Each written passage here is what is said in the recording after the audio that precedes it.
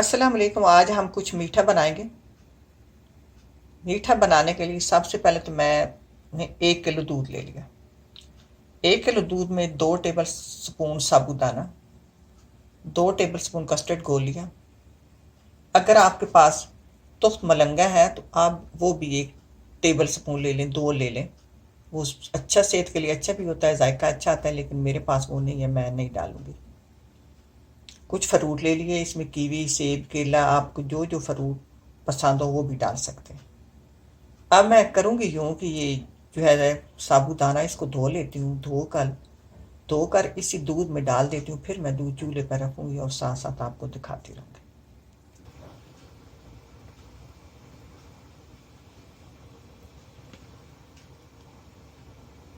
अब मैंने दूध ऊपर रख दिया, साबूदाना इसमें डाल दिया।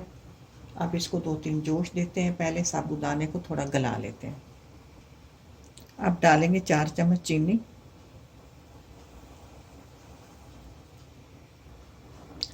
4-5 मिनट बाद अब हम अपना कस्टर्ड डालेंगे। कस्टर्ड डालकर मुसलसल चमचा चलाते रहेंगे और 5-6 मिनट इसको पकाएंगे। कस्टर्ड को आप लाजमी पकाया करें।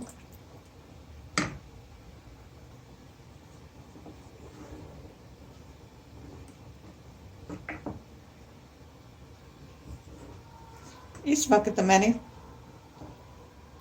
3-4 मिनट इसको पका लिया है।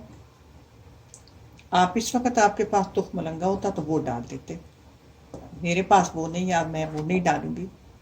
दूसरी बात, आप जब देखें कि हमारा कस्टर्ड पतला है या कस्टर्ड में ना भी पतला हो तो आप कान फलार 1 चम्मच डाल दिया करें। इसका जायका भी बढ़ जाता है और इसकी तय जो है वो थिकनेस में भी खूबसूरती आ जाती है। तो ये मेरे पास टेबल स्पून मैंने घोल दिया कान फलार, ये डाल देते हैं और इसको 3-4 मिनट और पकाते हैं।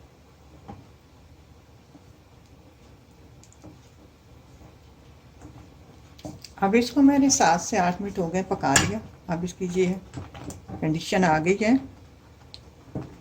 अब इसको छोड़ देते हैं, चूल्हा बंद कर देते हैं।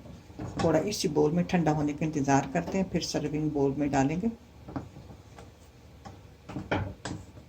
ज़्यादा घना भी नहीं होना चाहिए।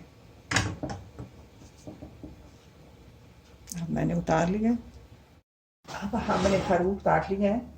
अब ये है कि हमने थोड़ा सा ये रोज़े के बाद मीठा बनाना होता है। बच्चे जो हैं मीठा मांगते हैं, तो आप इस तरह के जितने भी फ्रूट चाहे, एक तो ताकत बन जाएगी, दूसरा इसमें कस्टर्ड में बहुत अच्छा जायका आता है। अब इसके ऊपर कस्टर्ड डाल देते हैं।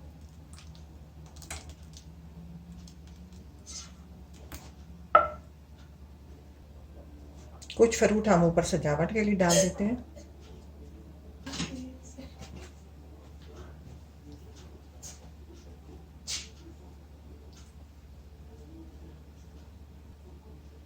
ये देखिए हमने सजा भी दिया।